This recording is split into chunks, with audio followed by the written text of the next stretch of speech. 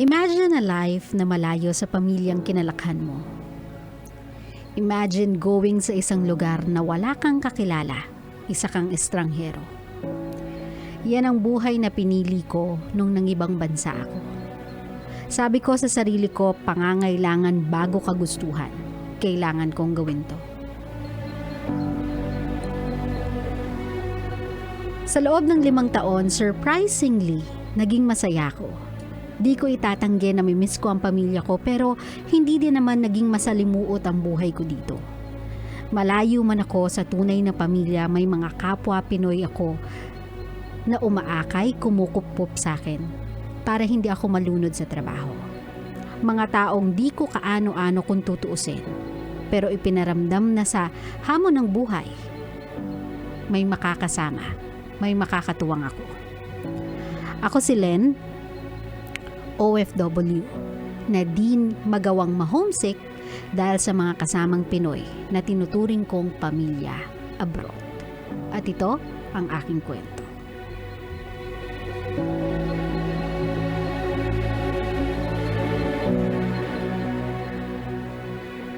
My love, whether you like it or not, meron talaga mga places that you fit in effortlessly. Yung for some reason, hindi mo pinilit, hindi mo ginusto, hindi mo inakala. Pero mag-fit in well ka pala. Parang yayakapin ka ng lugar na yon and surprisingly, you'll enjoy it. Surprisingly, you feel like you belong kung nasan ka man. Kung ano man yung lugar, kung ano man yung samahan na nabuo ninyo, kung ano man yung team meron kayo, surprisingly, it makes you feel like, hey, I'm not just another piece of the puzzle. I am part of the picture itself. Hindi lang ako parang, alam mo yun, nilagay lang dito just because kailangan madami kami. Nilagay ako dito because I do belong here. And ito yung isa sa malaking factor na dapat mahanap ng mga kababayan natin abroad na OFW. Kasi my love, it's hard enough na kailangan nilang iwan yung mga pamilya nila dito sa Pilipinas just because sabi nga ni Lena, tawag ng pangangailangan, hindi ng kagustuhan. Ite-take into consideration mo pa yung part na you are in a foreign land. Their culture is not something that you are familiar with. Their language is different. Yung rules and regulations nila is foreign to you as well, so you have to study and really religiously follow it. Kasi you don't even know kung dito nakakalusot yung mga ganung bagay, sa lugar ba na yun makakalusot yun. Tapos makikisama ka pa at mangangamuhan ka pa sa mga amo mo or sa bago mong boss. There are a lot of things to consider kapag nasa ibang bansa ka. And one thing that can get your mind off of those things na kailangan mo isipin is having people there that supports you emotionally, guides you sa initial phase ng settling in mo. And luckily, may mga lugar na may mga Pinoy na grabe yung pagsasama nila. I mean, they make each other feel like wala sila sa malayong lugar. Na parang kunyari nang galing sa probinsya, nasa Maynila lang. So, wala gaanong adjustment.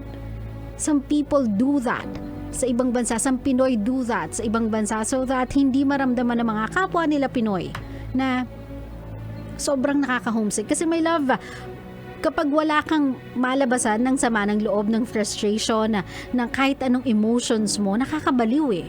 Kahit nasan ka, nakakabaliw. Yung wala kang makausap, wala kang makwentuhan, it's kind of hard, especially when you know it will take a lot of time and a lot of money to see those people again. Dito nga sa Pilipinas 'di ba? Parang for you to be able to see your friend, your best friend, you have to brave through traffic na 2 hours, 3 hours. Paano pa kung talagang nasa kabilang ibayo ka ng mundo? And your family is back home and no one actually came to that place with you. Aasa ka na lang talaga sa mga kababayan nyo, makikipagkapwa-tao ka na lang. So my love, these are some sacrifices that the OFW or mga kababayan nating OFW makes whenever they go abroad. Pero this is also one of the great things that you may encounter wherever you are. Something that you can hold on to. Na kahit saan ka magpunta, kapag yan ay tamang lugar para sa'yo, you'll feel like you are part of a family. That good people will guide you. Good people will be there for you. Good people will make you feel na, hey, you don't have to be sad. You don't have to be scared. You don't have to try so hard just to get everything all at once. Kasi we'll be there for you. Magiging patient kami with you. We'll give you all the assistance you need. It's heartwarming kapag nakakapunta ka sa isang lugar na ganun yung pagtanggap sa'yo. So I just hope that is the same experience to all of our kabisyo na OFW.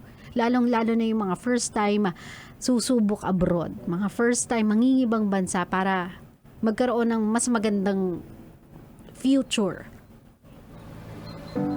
Yung pamilya nila back home. Sana merong mga Pinoy abroad that will make other Pinoy feel, lalo na yung mga first timer, feel like there's nothing for them to worry about. Kasi makakaramdaman sila ng homesick, hindi ganun katindi.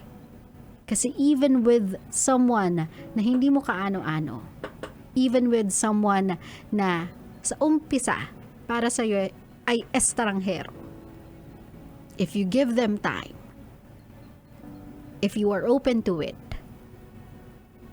you can have a family everywhere you go. The only key to it, my love, is for you to interact with people. You really have to. One way of surviving talaga, lalong-lalo na sa foreign land, is for you to learn how to interact with others. Doon mo talaga mapapatunayan yung mga katagang, no man is an island.